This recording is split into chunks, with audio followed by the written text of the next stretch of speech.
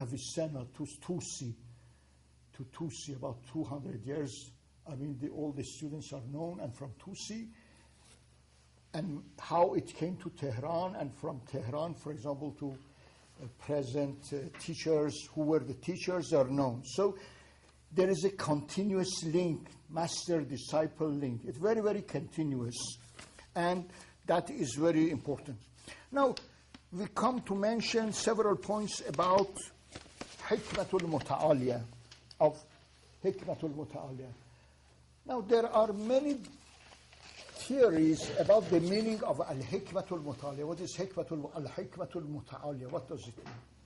Transcendent philosophy. What does it mean? Some think that it is the philosophy of philosophy. See, for example, the late Hari Yazdi has written article. He believes that it means that it is another look on philosophy of philosophy. But Mullah Sadra, I searched into Mullah Sadra's book, I found several times this expression in Mullah Sadra, which is very important. He says, Hikmatuna, our hikmah, our philosophy, my philosophy, al-muta'aliyatu anil bahs. This I've never seen discussed, but mentioned. Hikmatuna al-muta'aliyatu anil bahs means my philosophy is based on discursivity, but transcends it, doesn't remain in discursivity, goes to the end, whatever, ever. See? This means that philosophy has different grades, but there is a unity. You see? Hikmatuna al-muta'aliyah means accepts discursive philosophy, demonstrative philosophy, but does not remain in it, transcends to higher levels to the end. And that is really the transcendent philosophy. Philosophy, according to this basis, has different grades. Hikmah has different grades. They are united. You have, for example, sapiential philosophy, you have discursive philosophy, you have revealed wisdom. Revealed wisdom is wisdom. You do not have separation between. You see, separation with this, there is connection. In other words, philosophy is not a homonymous term. One name, homonymous means one name for different meanings. No, it is one meaning. It's not homonymous. It starts from somewhere, goes to the end. And all types of wisdom, philosophy, are synthesized in this. It's a synthesis of all grades of wisdom. And this is opposite, I think, of what happened in the West. In the West, there was separation between all kinds of philosophy, you see, between religion and philosophy, between, let's say, sapiential philosophy and discursive philosophy, but this was not happened in Islamic philosophy, and it is unique. Now, some of the problems discussed, I'll just refer to some of the problems without having time to discuss about all of them. As in Ibn Arabi, I refer to many issues which are important. I also refer the problem of being. One of the greatest philosophers in history have talked about the problem of being. Is the main problem. More than Heidegger and any other philosopher. He has written on this problem. The problem of being and quiddity. See, being and quiddity. Which of them is prior or principial or prior? See, there is the problem of the priority or principiality of being. principality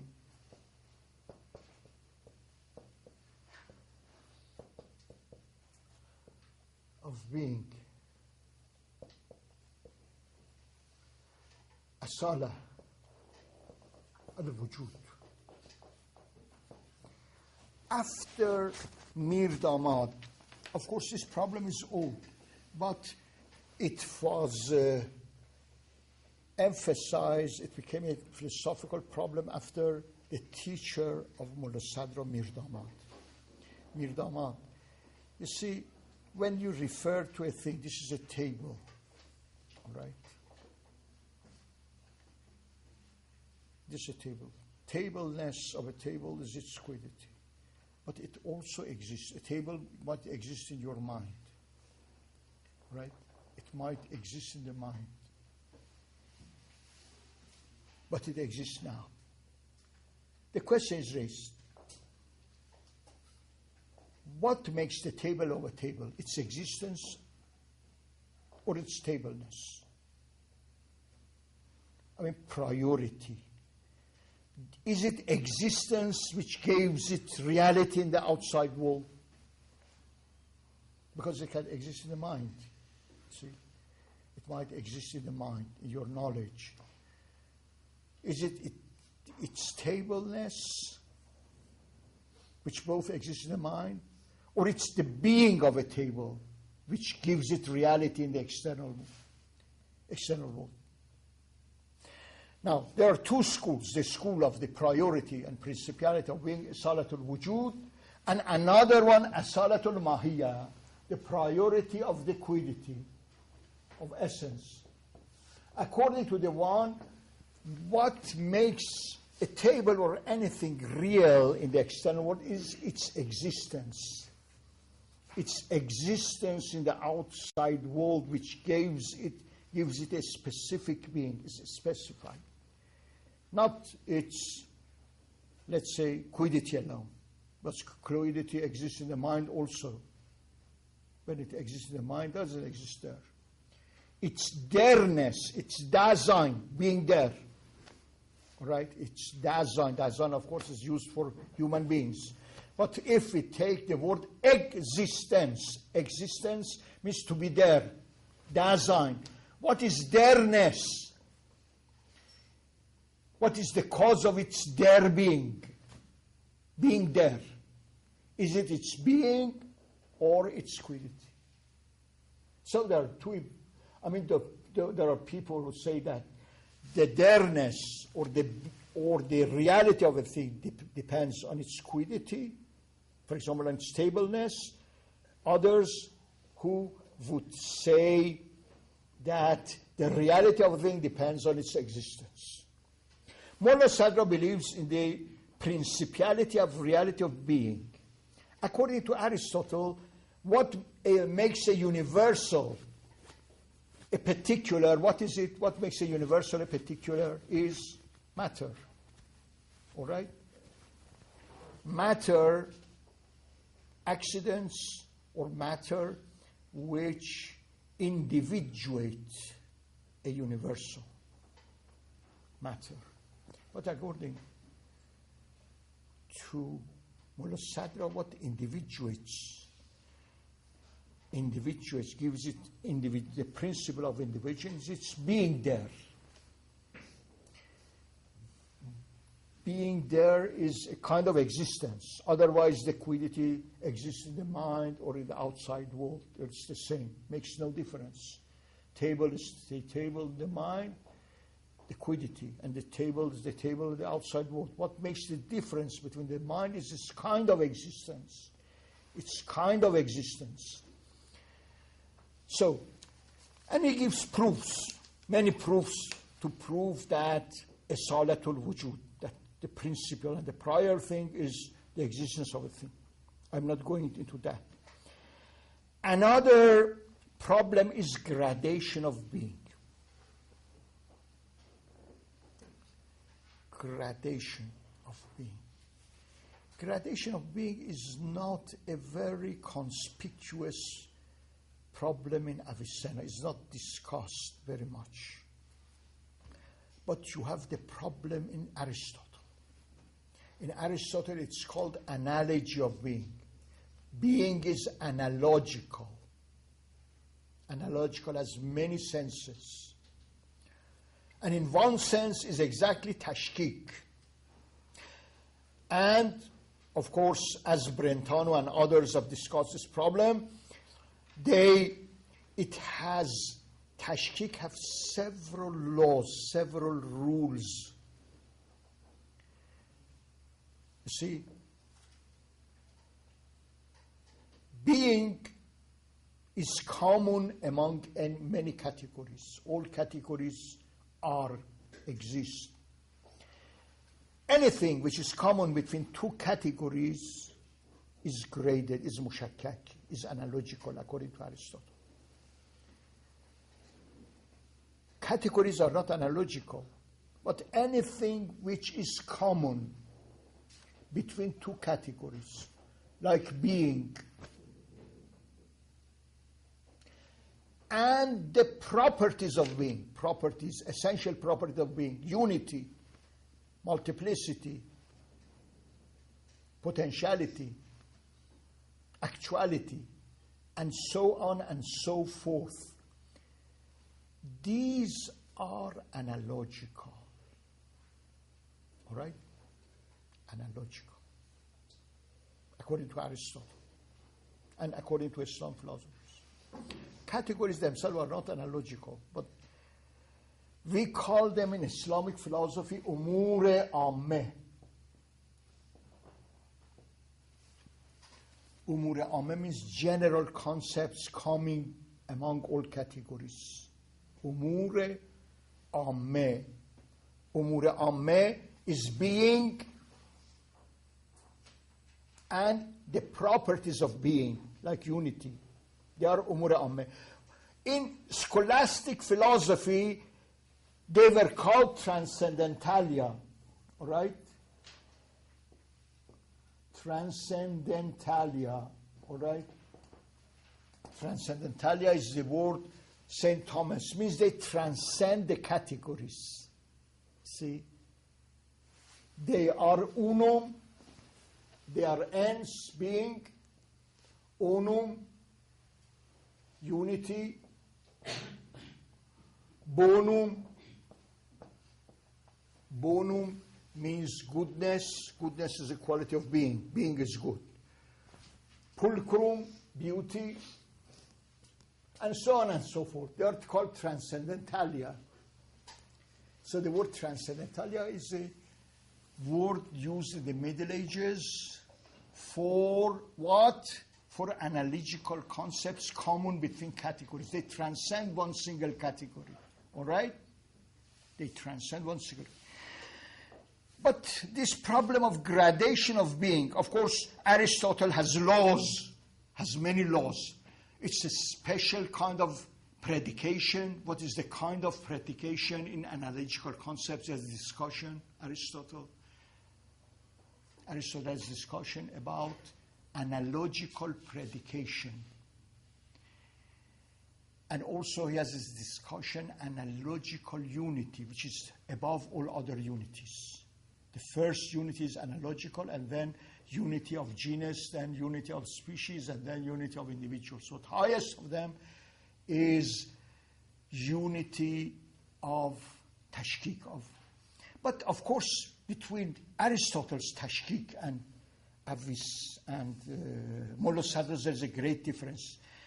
I mean, Ibn Sina has much more discussion, many books written, many chapters written. I mean, let's say, discussions of Aristotle's are references, but people like Brentano, who was a very great Aristotelian scholar, have taken all these sources and has shown. But in any case, gradation of being, that reality of being has many grades, many grades, mushakkak. And he has just talked about the tashkil gradation of being and also its rules and things like that. Another question is the commonality of the concept of being. That is the synonymity of being. Synonymity of being means that it is synonymous term. It is one single meaning for all beings. When you say God is, and this bottle is, and I am, meaning it has the same meaning, not different meanings. According to Ash'arites, meaning is different in each single case. According to Ash'arites, you have no universal concepts at all. The Ash'arites do not believe in universals at all. There are many people nowadays, for example, empiricists and those who are not naturalists, they deny the existence of universals. So any person who does not believe in a universal, meaning a universal, everything becomes homonymous, not synonymous. See, being is one thing here, according to Ash'arites, another thing here. It's not the same. Meaning, especially with regard to God, it's quite different with regard to God and to creation. They are not, let's say, they do not have the same meaning. They are homonymous. They are not synonymous. But he has a discussion on the synonymy of being, that it's a synonymous, that the same meaning when you apply in all languages. And this is true. It's true. Because a homonymous term is not common in all languages. Take a homonymous term in your language. A homonymous term is one word which has different meaning. What is homonymous in Mali language is different from Persian language, different in English language. But being has the same meaning in all languages. When you say that the table is, when you say, for example, miz hast, or in English I say is, or when I say in Arabic, yakunul masal tabulu mawjudan, words are different, but meaning is the same. I intend the same meaning, all right? Here's a discussion. Another very important is ja'al. Ja'al is a very difficult. Ja'al wujud, the problem of making.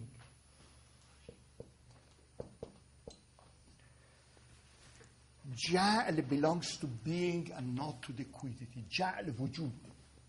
What does it mean?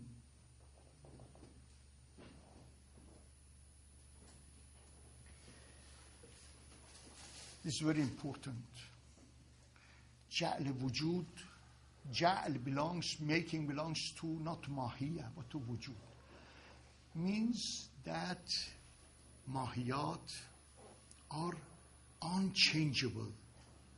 See, because they are object of knowledge. They cannot be changed. The mahiyya of a thing. But wujud, yes, something you can give being. You can give it being. So this comes to another question, which I discussed, priority of will or of knowledge.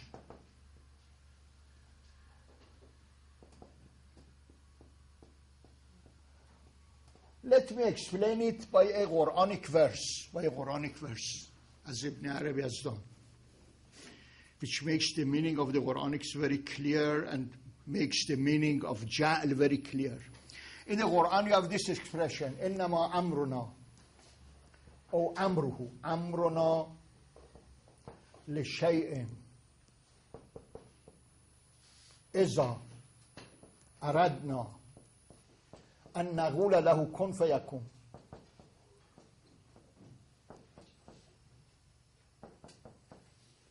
Our command when God wants to create, first there is a shay, there is a thing which is addressed by God, right?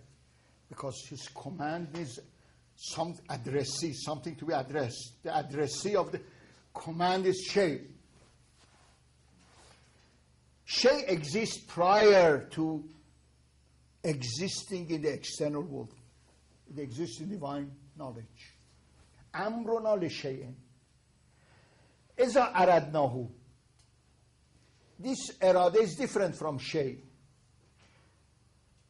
God wants to bring into being and existentiate the shay which exists in his knowledge. He addresses that thing which is exists in his knowledge, addressing it, says he wills it to be. The object of willing is being, not the thingness of a thing. It's being, as aradna. When we will it to be, we say it be and it is. So, irada, what is the object of irada? Is the being of a thing. Kun. Not the thingness of a thing. Thingness of a thing is its quiddity. It exists. It cannot be changed. It exists in divine mind, divine knowledge. But God's, what does it will? Will it to be? Kun. So this is the problem of Ja'al.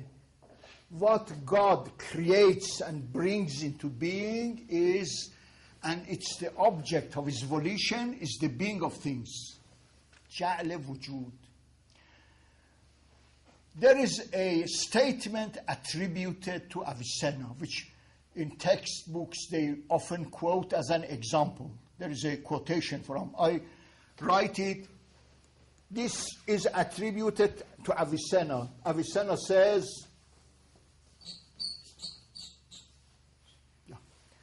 ما جعل الله المشمش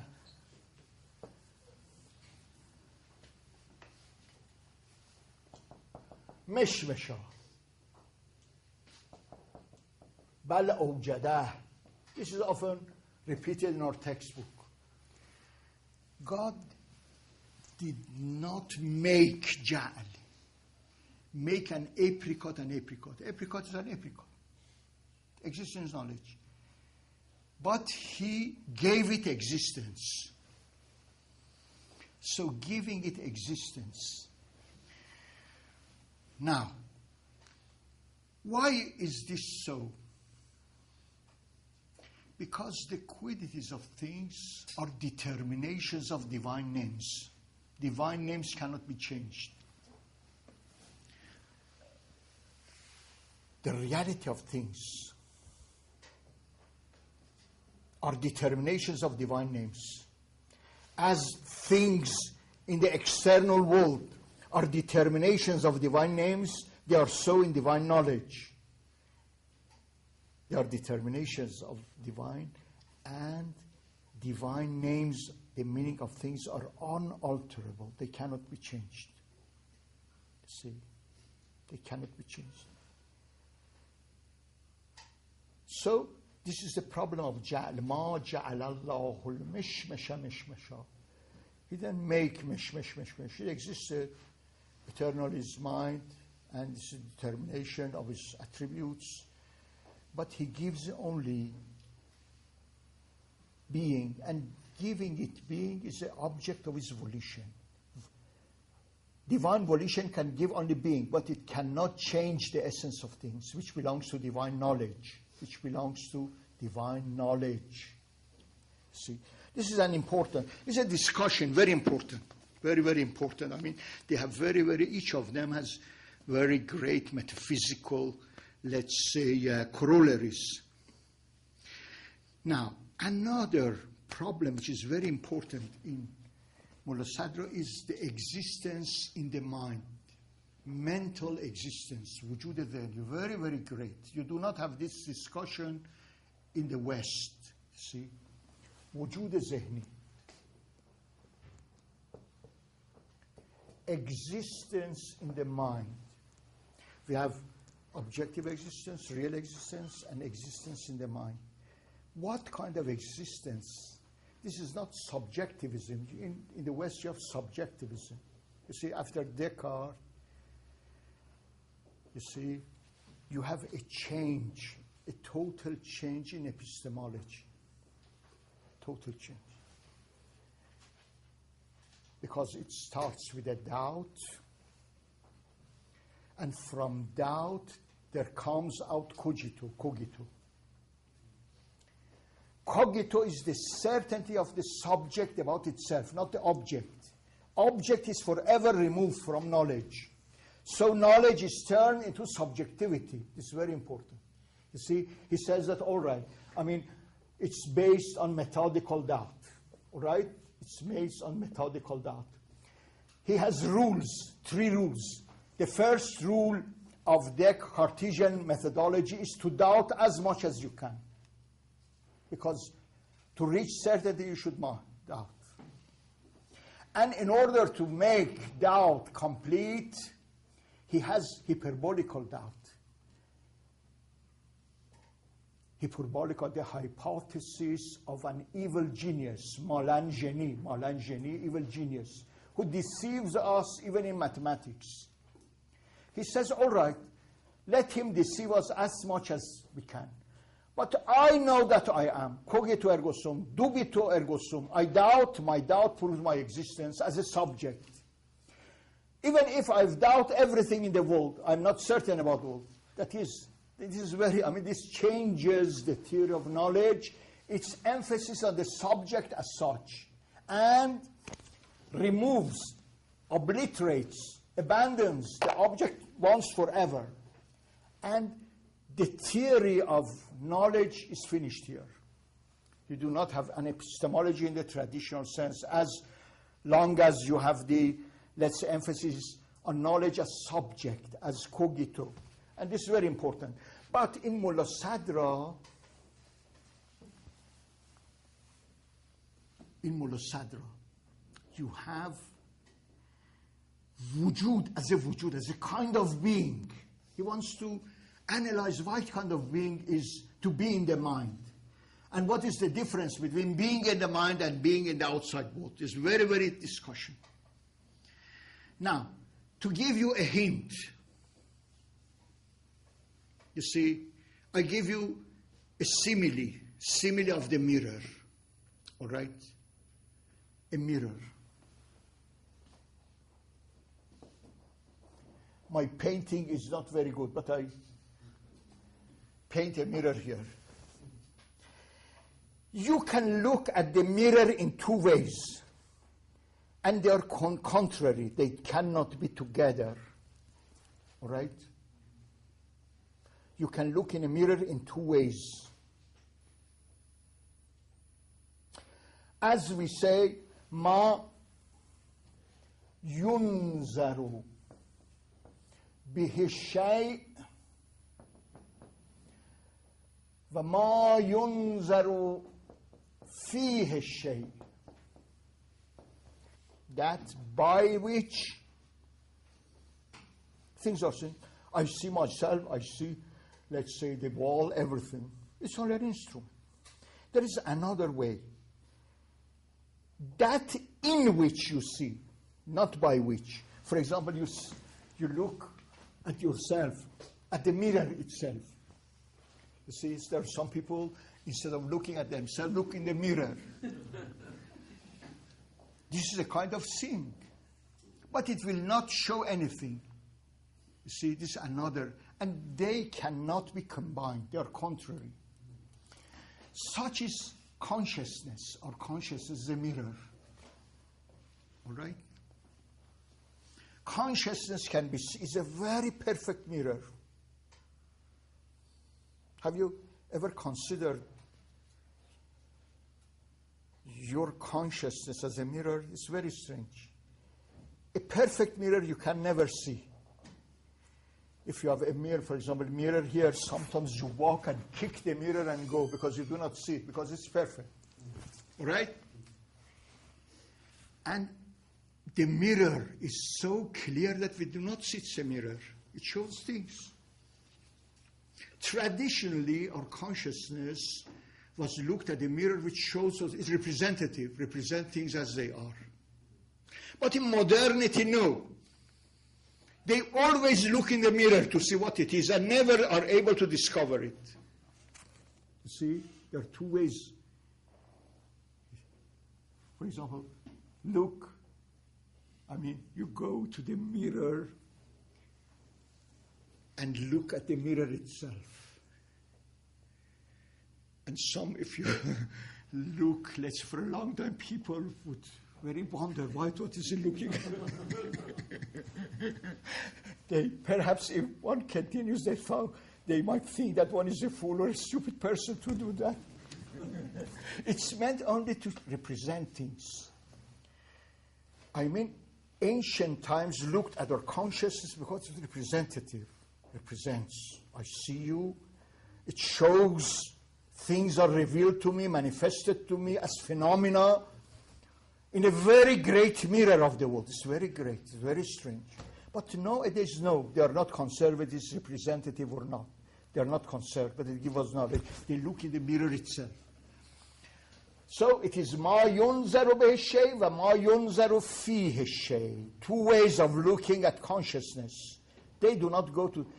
Always they're talking about subjectivity, subject, object. It never, I mean, what is the use of it not to represent? It doesn't show us anything. They just, let's say, doubt about its representativeness, and it's able to show us things, and only look at the subject. You see, this is the modernity. The Ma Yunzaru, of this has been considered by Mullah Sadra.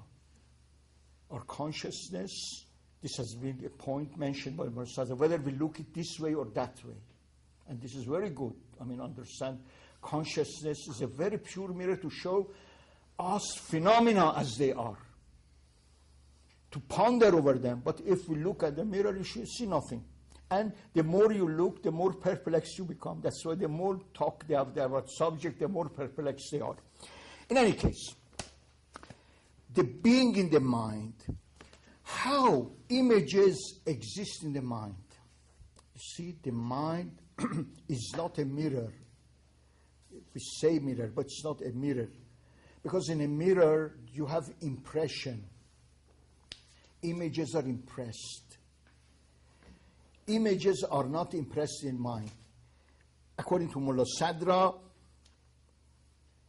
they emanate these images from our mind. They are not impressed upon it. See, mind is creative.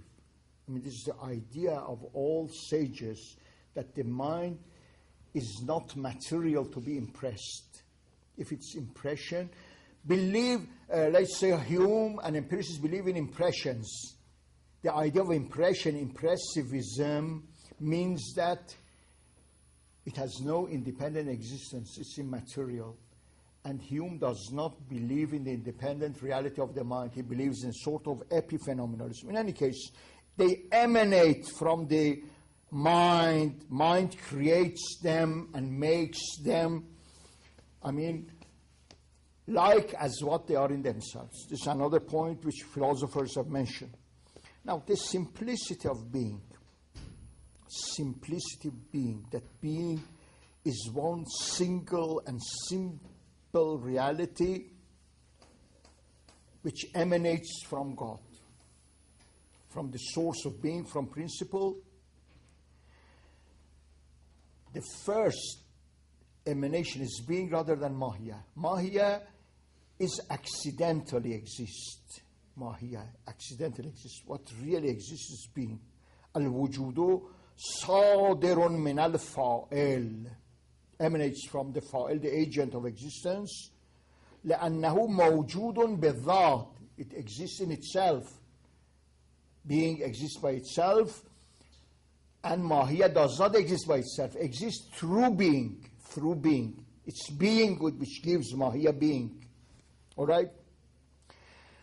Another point which I mentioned is individuation of being. The problem of individuation. How universals becomes particular. How?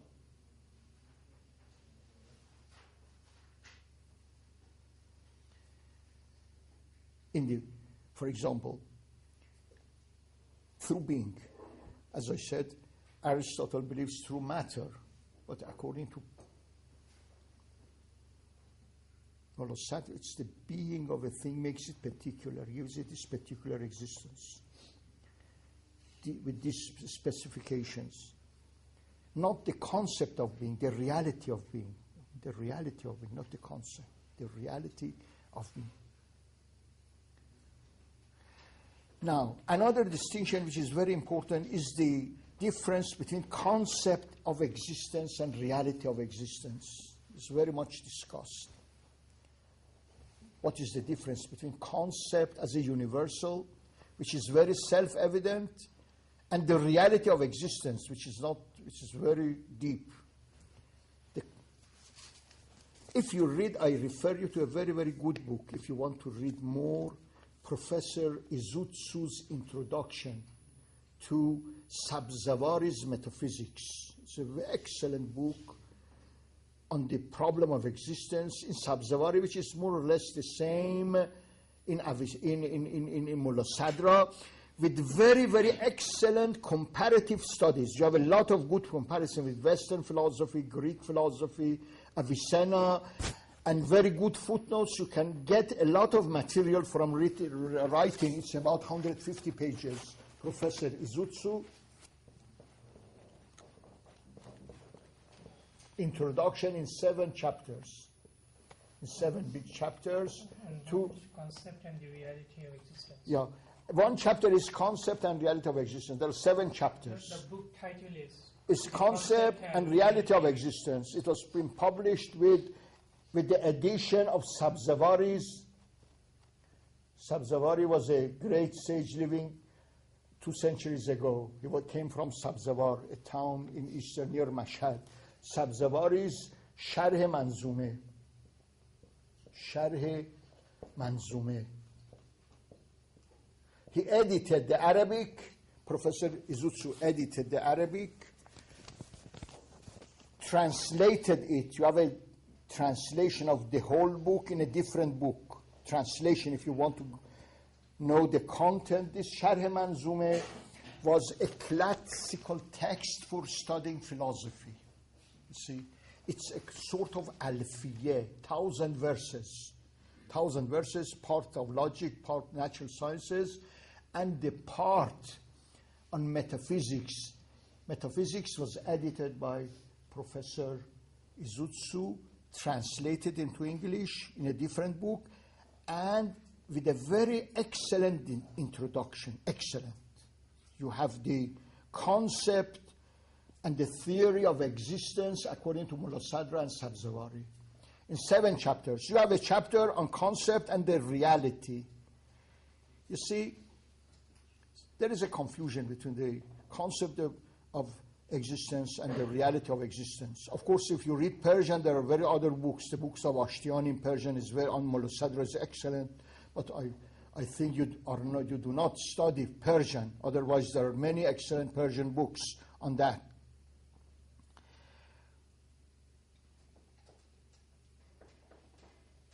You see, in Aristotle, there is a discussion in Aristotle.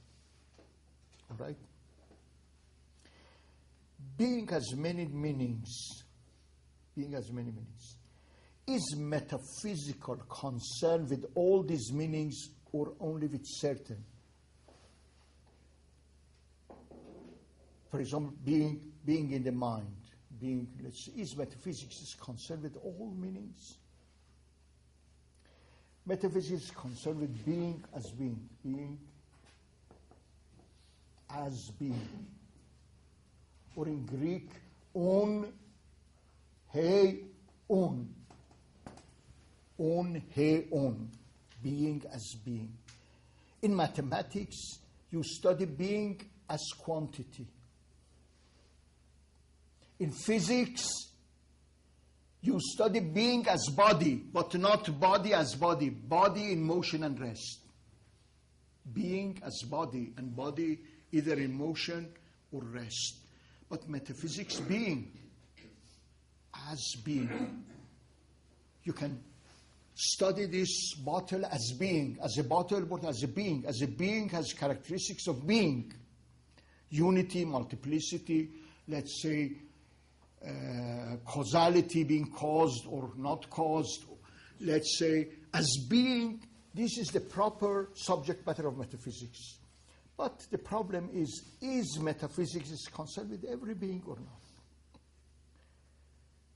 Aristotle said no, there are certain senses of being which are not studied in metaphysics. For example, being as true. Something is true, being as true. This is not the subject matter of metaphysics. Being